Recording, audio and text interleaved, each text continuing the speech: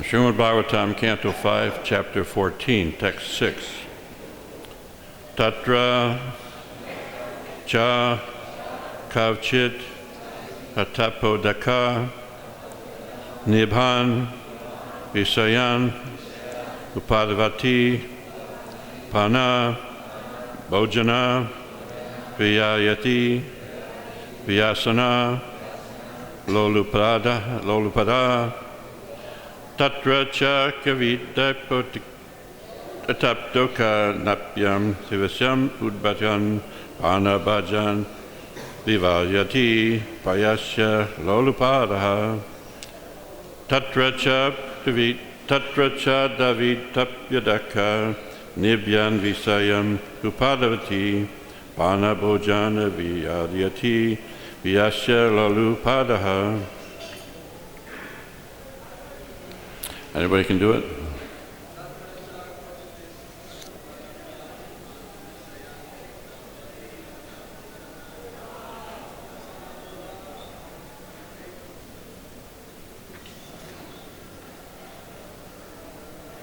Nobody?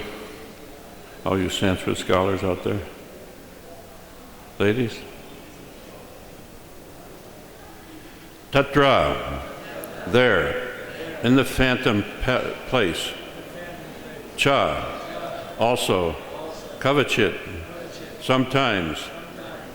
Atapa, Udaka, Vivan, like the water in the mirage in the desert.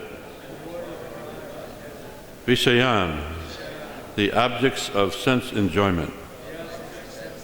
Upadavati, runs after. Pana, to drinking, bhojana, to eating, vyavaya, to sex life, adi, and so on, vyasan, with addiction, kulapaha, debachi. Translation and purport by Divine Grace HG.Bhaktishiddhanta Srila Prabhupada Ki Jai.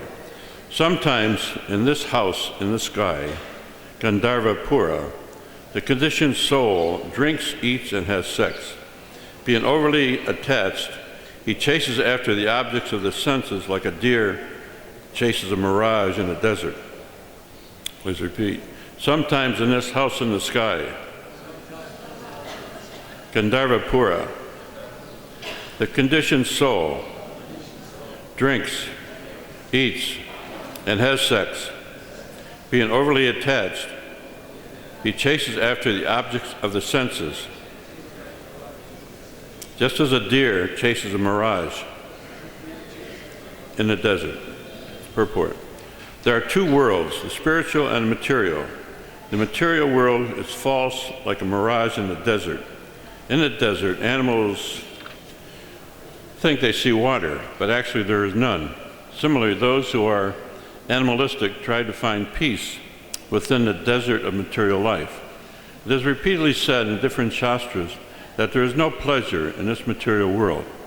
Furthermore, even if we agree to live without pleasure, we are not allowed to do so. In Bhagavad Gita, Lord Krishna says that the material world is not only full of miseries, dukkhahanyalam, but also temporary, satvatam. Even if we want to live here amidst miseries, material nature will not allow us to do so. It will oblige us to change bodies and enter another atmosphere full of miserable conditions. Namo Vishnupadaya Krishnasthaya Bhutale Shrimati Bhaktivedanta Swami Stay Sadvati Vardhavana Vichaya Nirvasesha Srinivadi Paskacha.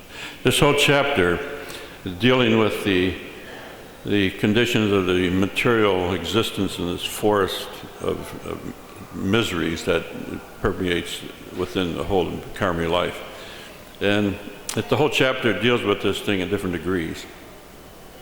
So from the beginning to the end of the chapter, we understand that ultimately there's only one salvation, and we hear it over and over again. That's the shelter of the spiritual master. And so a person who doesn't lie, doesn't cheat, who is a guru? Who is a bona fide guru? A person that is free from all the miseries and free from the, what happens, Adi Daivik, Adi Voltic, so that ultimately that person is free and liberated and can lead and take people out of the miseries that are encompassed in this material world. And so the mirage in the desert, I've seen that. I've seen it, where you're seeing water. You're looking at it and it's floating. And it's like luminous, and the heat brings the waves up, and it looks like it's for real. So the mirage is like that in the material world, that we're seeing things that we think are real, but they're false. And one devotee, Yogeshwar, made a comment. He was repeating what Prabhupada said. What is the difference between a daydream and a night dream? And so if it's the dream at night is false, and so what about the existence that we see around us? Everything we see is real. It looks tangible. Our bodies are real. And so how can it be false? So Prabhupada said, this is classic, that ultimately you're awake longer. You got that one? And so, okay, we're dreaming at night, but during the daytime we're daydreaming, and the whole thing is just phantasmagoria. And so those who have good dreams, they have good lifestyle, and they enjoy, and ultimately that enjoyment is temporary. So it's all temporary. Now, if we look at it minutely, and it goes on to say about material and married life as being like the cap on the frosting on a cake of misery, that ultimately, if you're married, that's the worst thing that can happen to your spiritual life. I happen to have had a good marriage. My wife actually dragged me to this movement. If it wasn't for my wife, I wouldn't be here. I was very happy sitting in my hometown, doing what I do now, making paintings and enjoying life. And so now it's just a different kind of an enjoyment. Ultimately, the miseries have cut down. For a devotee, okay, there are diseases, there's the colds and the change of seasons. I mean, now it's getting cold, you get cough, but what to speak about people having their heads cut off, and and misery of being beheaded in Syria and these places just because you're an American. Good place not to go if you're American. And so now they're landing on comets. That's the latest thing now. They've been able to, technology has gotten it so that they can land on a comet that's flying in space. I mean, what's the point? Ultimately, and it's mentioned later in the chapter about kings and royalty, that they have this opportunity to enjoy like anything. And so, like this Mormon church founder, Smith, he had 40 wives, and so he knew about enjoying. Polygamy was, of course, accepted by that church, and even the Vedic, system has given that okay. There's not a ban on it. So, and Prabhupada at one point earlier in the movement, I remember that it was like, says, okay, now you can have as many wives as you want. So I started looking around. I saw, there's 3 or 4 more that I can maybe pick up on and really enjoy. But I had one wife, and that was enough. One is enough, that's okay. But then Prabhupada changed it, and then I made a comment once. There was a wedding here some months back, and I said that a happy marriage is for this new couple is that you give each other a lot of space. That a person now they got these books, A Man is from Mars and Venus for the women. Okay, so a man needs a cave. He needs a space where he can be alone and have his own space of time. So I said, okay, give each other a little space and your marriage will be very successful. I give my wife a lot of space. She's in LA and I'm in Vrindavan. So no problem, we've got a lot of space. And so spacing is opposed to spacing out, where actually you see that people in the material world, they miss it. They miss the point. Of course, there's no guru. Oh, you just got the joke. And and so without any knowledge, it's just hellish. And so, you try to enjoy for a while. I had friends who they like in the military. If you make a mistake, you get demoted, and you got in the Navy, you got hash marks, meaning 4 years in service. So there's one guy, he had a whole bunch of them. He had about 40 years in the Navy.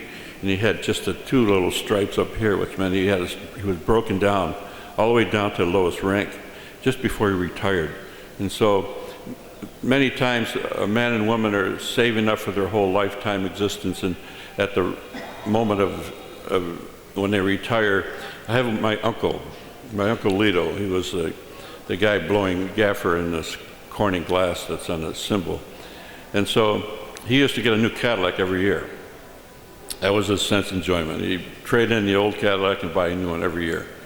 And so that went on for several years. Then finally, he was retired. And 2 months after he retired, he was stroked and he died. And so this happens over and over again in the material world. People are not understanding where the enjoyment really is. That ultimately, if they start chanting and dancing, they would find a whole nother realm of existence. But we are fortunate. How fortunate we are. Because of what Prabhupada has done to save all of us. And I'm going to make this repeat some, we were just talking, Maharaj and I, some of these things that were predicted 500 years ago, plus. Nostradamus, take it or leave it, but it's in the quadrants, that he predicted Prabhupada's appearance. He saw in his, whatever he had a pan of water, whatever it was, he could see into the future that a person would come out of the east dressed in rose-colored garments and saffron, carrying a rod. And that person would actually transform even the mountains of stone. Stone-like, meaning the Germans that were like, causing so much trouble in movement. He says his words will be like sweet nectar, and it'll break the stones of the cold-hearted persons. And he will change the world through the shaved-headed ones. He mentions twice, shaved-headed. And so that's Nostradamus, way back in the time of Lord Chaitanya, same time, 500 years back. And he also predicted, he saw this person coming out of the east, dressed in first dressed in yellow, changing into blue. So he's looking at both Gaur Nitai. And so he said, this person, in 500 years, his renown will be heard throughout the world. And at that time, 500 years from now, there'll be a possibility of a major disaster in nuclear energy. Didn't say nuclear, but it was mentioning that there'll be fire from the sky. And there'll be a person who carries the rod will be able to defend that. And that's Prabhupada. So in any case, this is Nostradamus 500 years ago, giving us the prediction that there would have been a nuclear war had not the Sankirtan movement taken place. And so we can rest assured that this will continue, that as the movement grows and chanting expands all over the world, ultimately there will be a kind of peace until this thing happens where there'll be a high rate of change in the atmosphere, and there'll be like another conscious level. The world will raise up and some people will perish and whatever. Okay, so I want to make a point that there's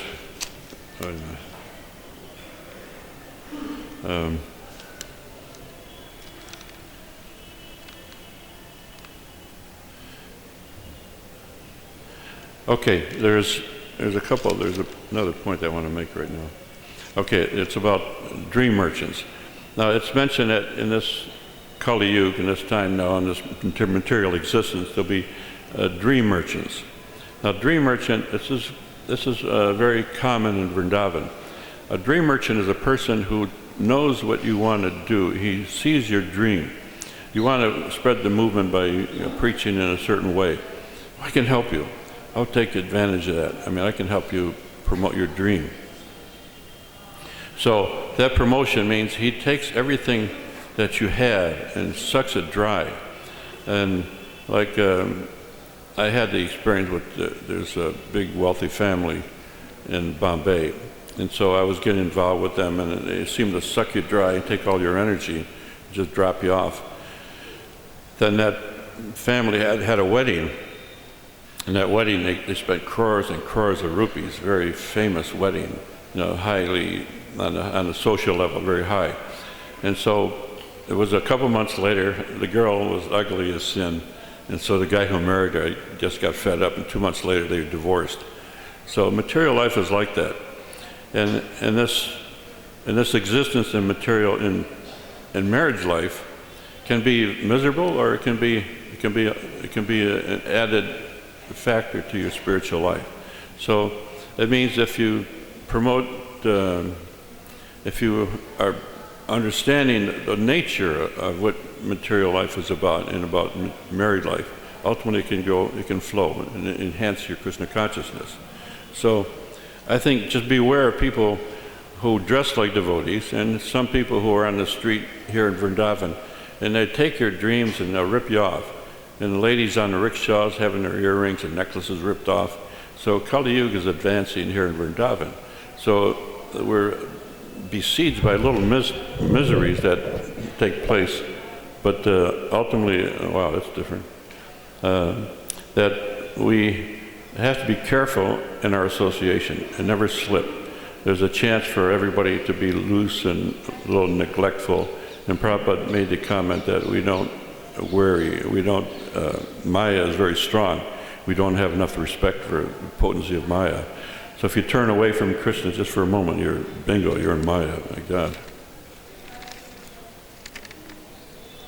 Okay, in this, it's talked about unbearable sounds, that the crickets are making noise, and when you hear a whole big field of crickets, it's pretty loud.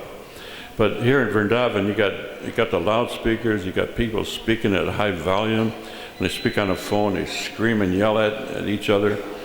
I have a neighbor, and they're sitting on each side of a bed. You can imagine, they're on a bed, not too far away, and they're screaming at each other.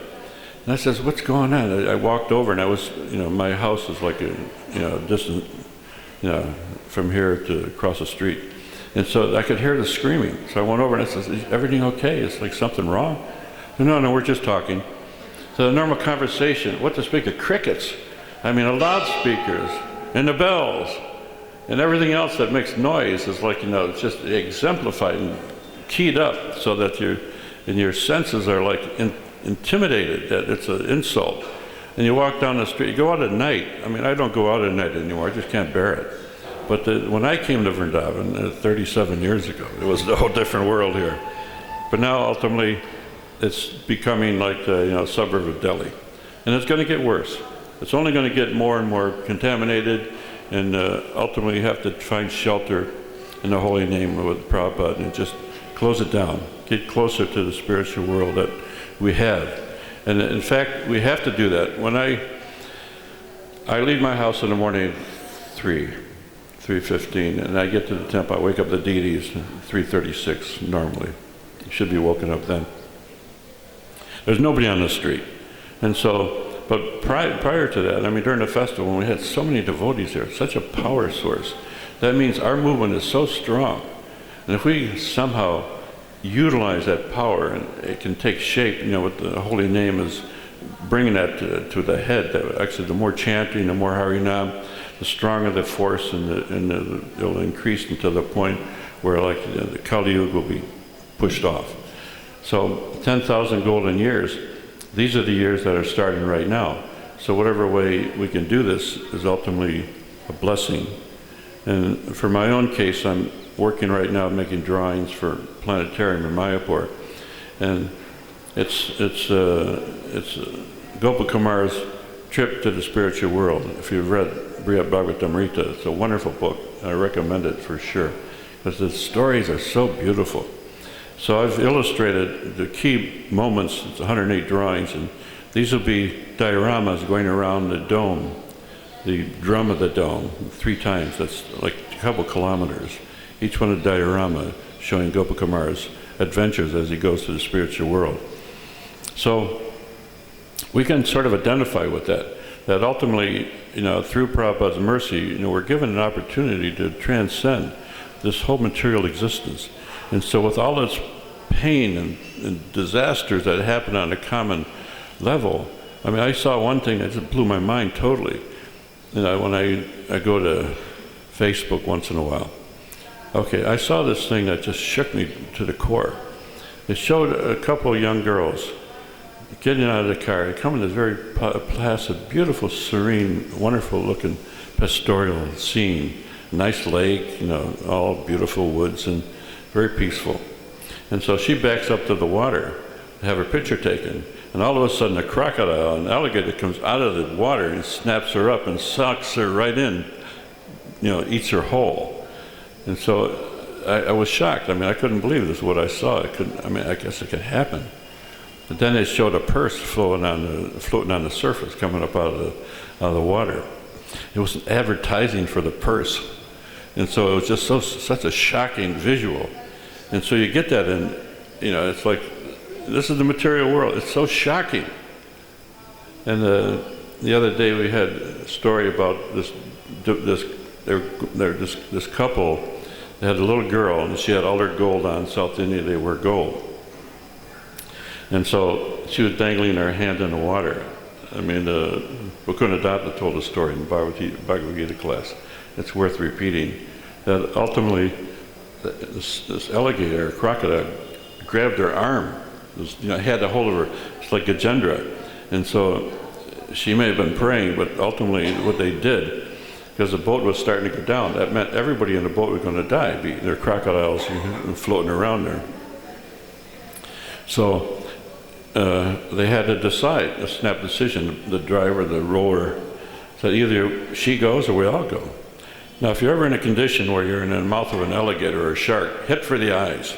I mean, that's the only thing you can do. If you're swimming in the ocean and the shark comes up, there are so many stories, a big bite bites off the surfboard. The sufferers, the Prabhupada said, in the ocean, they will be fish in their next life. That blew my mind when I first heard that. When I joined in Miami in '75, and so I was afraid to be seen on the street. I mean, I didn't know what this is all about. I mean, I was brand new, and wearing a bed sheet, and I had my hair shaved off already. And I didn't want anybody to see me like that. So who comes along in Miami Beach as my next door neighbor, from upstate New York? And said, oh my God, she walked right by me, didn't identify me. So I thought, oh my God, I got to get used to this. And so in the beginning, when you see devotees on the street dancing and chanting, it used to be a common affair in America. But now it's like, you don't see that so much as before. But it should be. It should be seen all over. In any case, devotional life is immune to the miseries of the material world. Another thing that, again, this is Facebook, about McDonald's French fries. It all relates because it's all about the same thing. That you think something as peaceful and common as a French fry would be non-toxic. It would be like the GMO, of course, is like, something that'd be considered.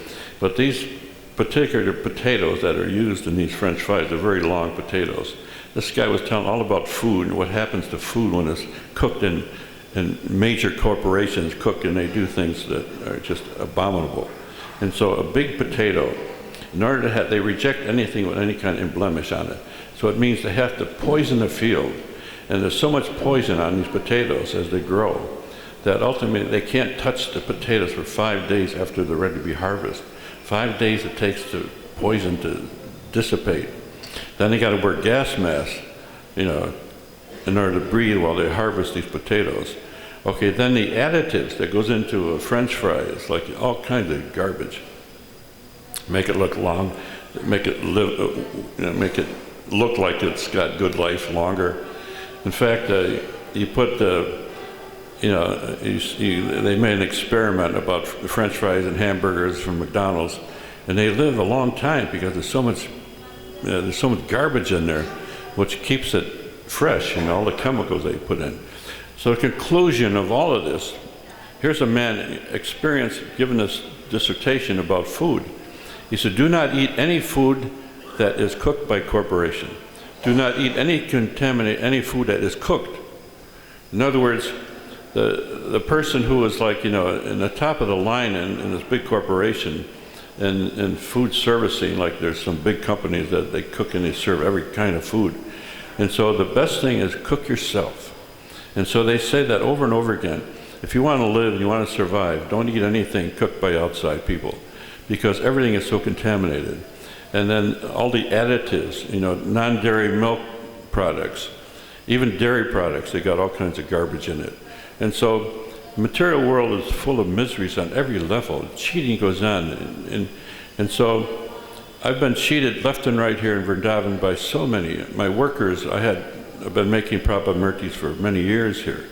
And every way they could find a way to cheat and grab, they would stay awake all night long thinking of ways to cheat. And so it takes more energy to do that, to think and cheat, than it is to do a normal kind of an existence. So I had to close it all down, shut down the whole thing, gave everything away, just stopped the whole nonsense. Because ultimately I couldn't find any workers in Vrindavan that were honest, except ones that came from South India. They were a little more honest.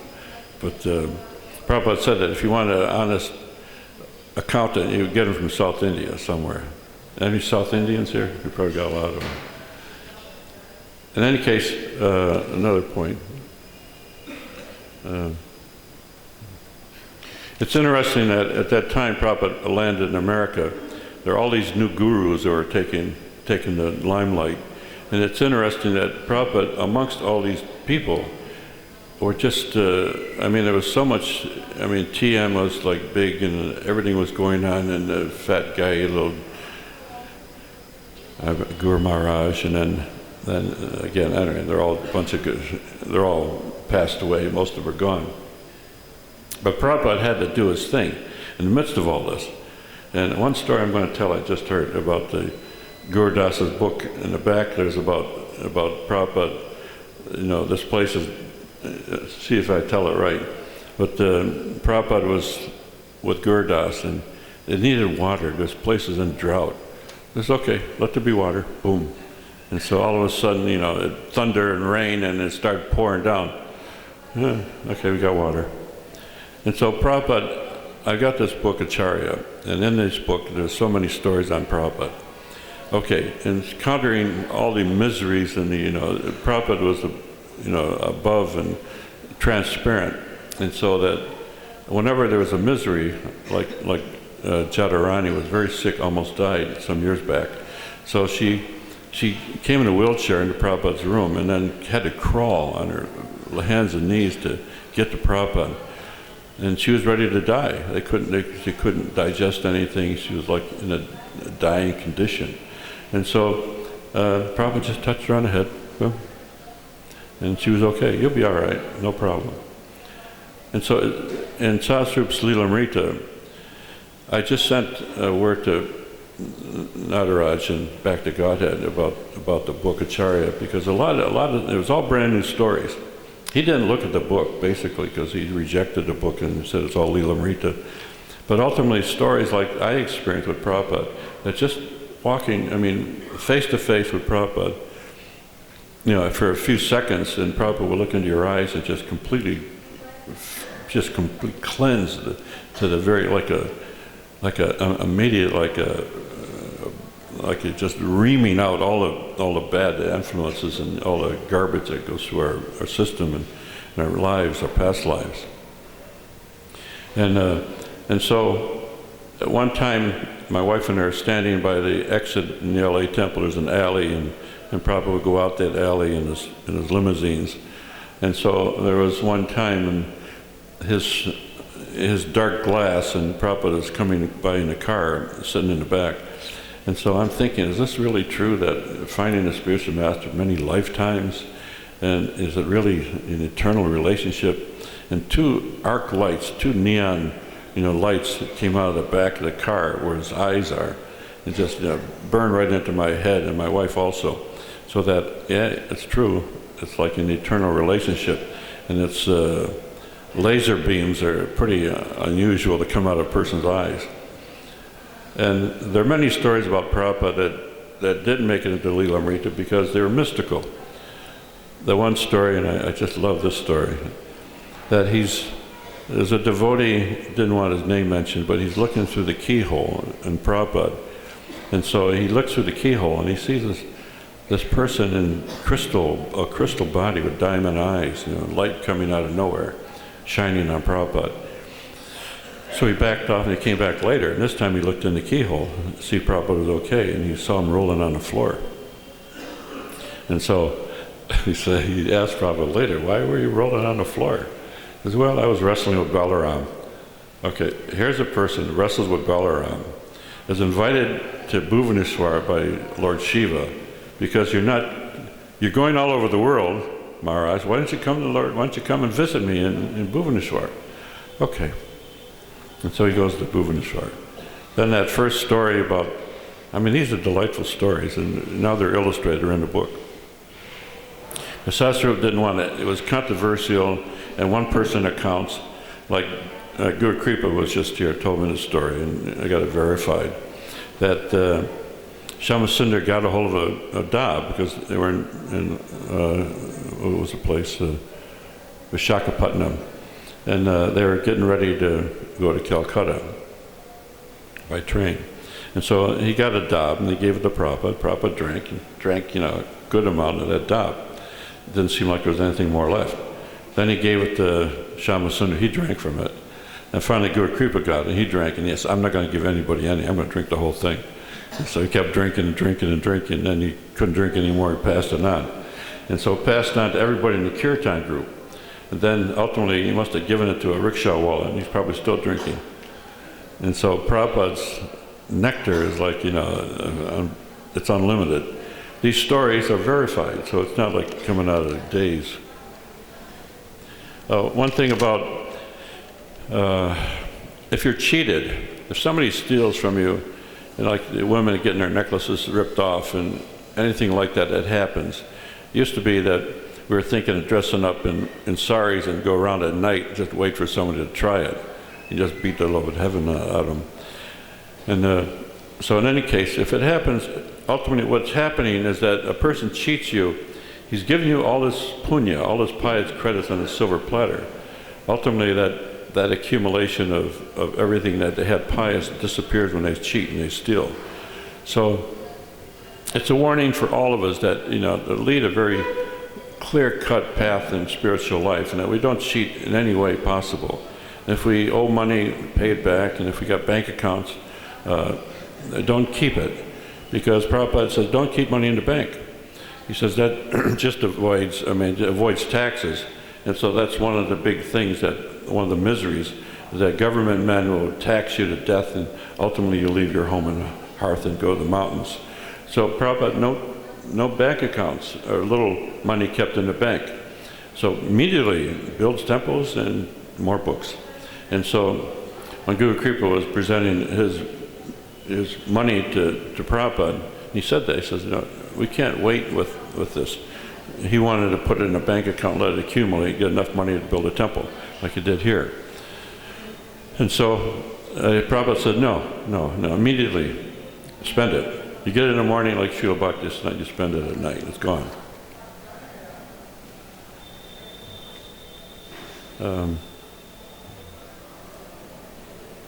I wanted to mention something about a parallel.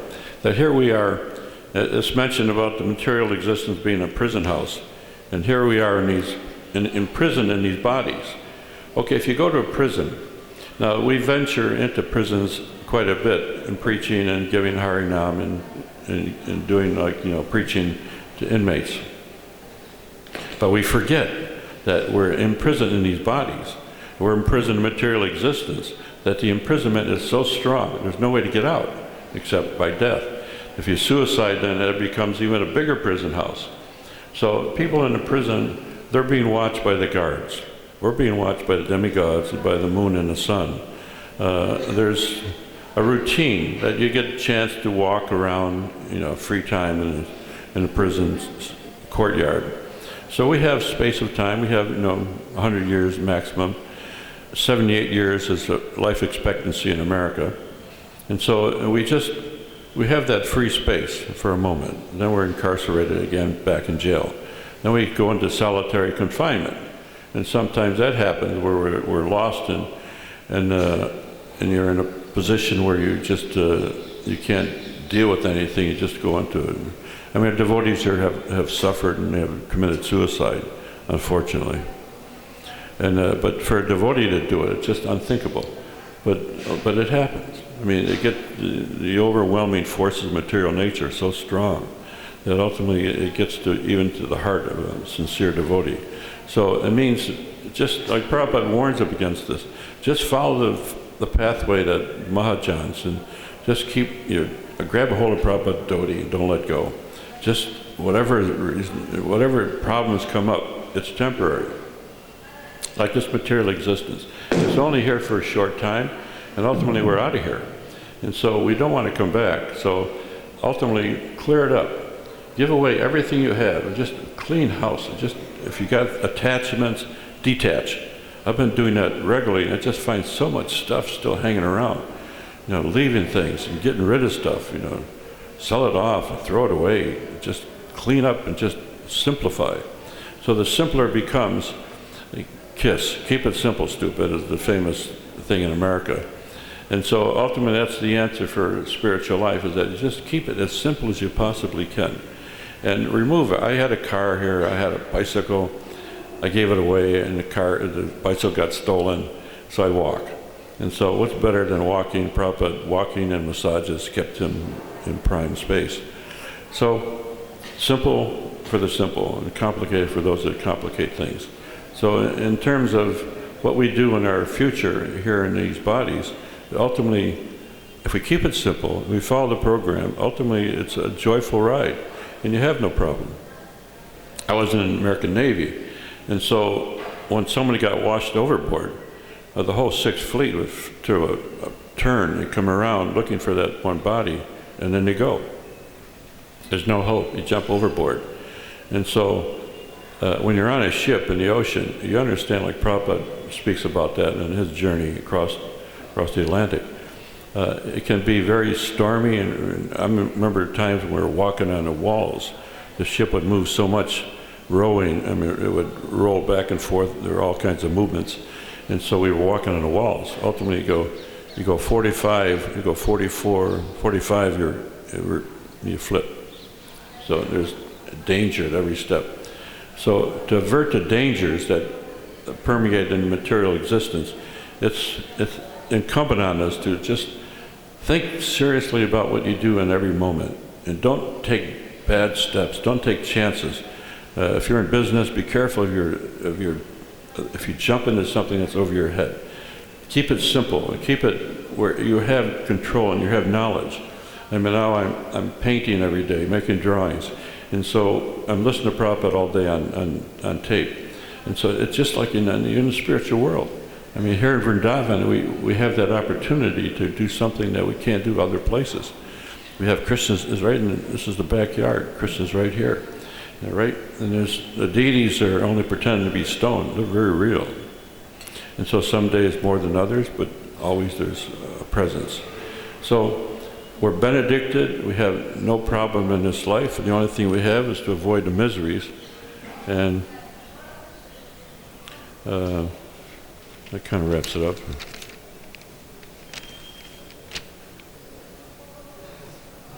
Oh, this time factor. Okay, probably mentioned here, and also in this chapter, you read through this whole chapter as it goes on, we're going to be hearing more and more about different aspects of the time factor, what happens with the time element, that ultimately you can't stop it, and it's going to change, and it destroys everything. And so the time factor is prevalent in so many different ways, but to make it exemplified, I did a change in body display. It became famous, became very well known as a preaching tool. So I made a change in body, small one, and it was to be presented to Prabhupada. Prabhupada came through the Diorama Fate Studios, and Bhardaraj, the leader, said, "Srila Prabhupada, would you like for your room this diorama? It shows a change in bodies." And so Prabhupada looked at it and he says, "You sum up the whole philosophy in 2 words. My room?" He didn't have to know he wasn't his body, or he wasn't, there was changes that are prominent in the body. So the body will change, and ultimately we grow old gracefully. And ultimately at some point we pass away, and Prabhupada disciples are going fast, and it's an endangered species, and at one point there'll be no more Prabhupada disciples. So all these stories about Prabhupada are very important to be passed on to disseminate this knowledge about what happened here in these years. The formative years of this movement are very important. that those who have memories of Prabhupada just speak about it and have it recorded. And this first book, Acharya, is meant to do that. It's going to go into Russian in color. And so a lot of these stories, like the first in Jansing, when Prabhupada was just beginning everything, he had the first disciple at that time. He found Prabhupada dancing and chanting and just tears coming out of his eyes. He was just like, explosive. He was just like going on and on. He couldn't stop. So he didn't bother him. Next morning he asked Srila Prabhupada, what happened? Where'd you get that garland? He had this kadamba flower garland that was so fragrant, it just like, permeated like every part of the whole city. And so he said, well, Prabhupada gave me the garland. Krishna gave me the garland. And so I tried to touch his feet and I lost it. I couldn't control it after that. And so he was dancing. And so there's another story related to this, that this is 75 in San Francisco, and there's an invitation to this club, this Hindu club. Now, it was a feast, and everybody got fed, nice prasadam. Then Prabhupada was on stage. He was going to speak to the group, to the club members, and to the devotees. So, in the front line, front area, a couple levels were devotees sitting in the front. Prabhupada's up on stage. And so behind the devotees were the women, and the kids running all over the place, making noise, and the women screaming at each other, and non-stop chatter. You see the women on Parikrama, they don't stop talking for a minute. The whole time they go around, there's 4 or 5 of them together, and they're all talking at the same time. What can be heard? And so, anyway, this happened again. All these women were speaking and screaming at each other, and the men in the back were yelling, and they were talking loud voice, and nobody was listening to Prabhupada. And Prabhupada said, please, I beg you, you're born, you have the greatest heritage, your pious birth. It can't be more pious than being born in India. So all Indians have that great advantage that you have a leaping step. You got like you're forerunners in this movement, because ultimately, you're from the beginning of your birth, you're not your body. In any case, the member of the group, the head of the group, came over and he says, please, Prabhupada is saying, please do not be swayed by the dollar bill. And so the dollar bill is just a symbol, and ultimately do not take it as your life source. Do not forget your heritage. And the guy garlanded Prabhupada with dollar bills, a garland of dollar bills. And the tears were shooting out of Prabhupada's eyes and bathing all the devotees that was in the front. And so Prabhupada was so affected by that ultimately I understood, first off, why he had to come to America to preach, because he wasn't being heard in India. And ultimately this was the case in this group. And there are many, many stories about Prabhupada that are not known. And another story is that Shama Sundar was telling me that there was one case, they were on their way to see Bhaktivinoda's youngest son, who was still alive. And so they were come to a point where there's a bridge that was all broken. They couldn't go across the bridge. And the place was just nearby, so there's no way to get around this. They had to go over that bridge. And so he said, okay, all you sannyasis, get out of the car. So Brahmananda, I think, and everybody got out of the car. And so then, okay, back it up. Okay, backs up the car. It was an old Hudson, some 1940 Hudson or something. And says, okay, I want you to gun it as fast as you can. And so he did it. He just gunned that car, and he just shot up and went right over the bridge and landed on the other side. And Prabhupada, didn't say anything, just, okay, get in the car. And so these are stories that are just so delightful. And the one with the young girl, Saraswati. So Saraswati had access to Prabhupada's room at any time, more than anybody. She could walk in any time of day or night and be very happy, content, but she was always eating something. So the eating was going on nonstop. And Prabhupada, he looked at her and he says, Saraswati, you remind me of a New Year's garbage truck. You know what that is? He said, what is a New Year's garbage truck? Do you know? He said, no, I don't know. So he said, well, it's a big machine, and it opens up, and it swallows all kinds of food and stuff, and it closes down, and it eats it. And you're like that garbage truck. You're always eating, stuff in your mouth. And so she kept eating, but kept coming in and out of Prabhupada's room. And so these stories go on and on and on, but I'm doing another version. More of those stories will come out.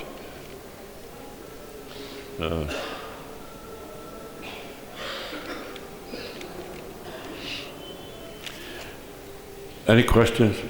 I think I've run my time. Any more stories you want to? I got more stories if you want to. I can give a couple more. Okay, there's a story about Prabhupada when he's only a baby, and he's in a carriage, a bullock cart carriage with his mother and aunt, I guess. And so they're coming down the streets of Calcutta really fast. The bullock carts are going top speed. And so they hit a bump, and the whole thing just shattered. And Prabhupada goes flying out of he's a baby, like, just maybe 6 months old. And he remembers, he goes flying out of the arms of his mother and lands in some soft grass. And he remembers that, 6 months old, flying out. So he ends up, safe, but the others got hurt. And so early remembrances we go back that far when he was like just young, and he remembered people coming dancing, and then the incident where he almost got killed by a Muslim. All those early remembrances are pretty strong in Prabhupada's life. And he talked about something that Rameshwar brings it out in this car conversation, that they're talking about Vietnam. And so the reason for Vietnam, Prabhupada said, for two things. They wanted to kill all the blacks, and they wanted to kill all the hippies. That was the reason for the Vietnam War. Wow. And so Prabhupada says, he says that it was prolonged, there was no end to it. They could have stopped that, they could have ended that war in a minute. But they wanted to go as long as possible, and they did. They stopped the hippie movement. Ultimately, they drafted all these people, and hippies were no longer known. And so the movement goes on, and time has run out, and no questions. Any questions? You got a microphone, somebody?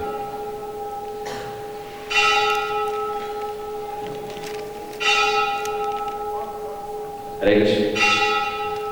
Guruji, the other day,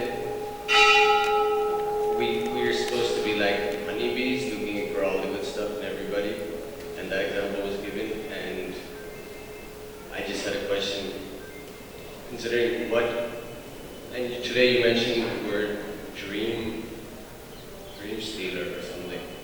So regarding those people that go around looking for the good stuff in everybody, trying to look for the dreams or whatever, but using it for their own, we can look at the good stuff in someone and use it for Krishna service, or we can look at the good stuff in everybody and use it for our own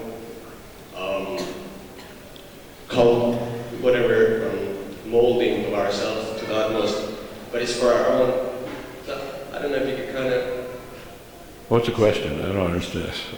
How looking at the good stuff in people, instead of using it for Krishna service, we're using it for our own aggrandization. How we can. Well, first off, we look at the positive. We amplify everything that's positive and avoid negative. There's a song about that.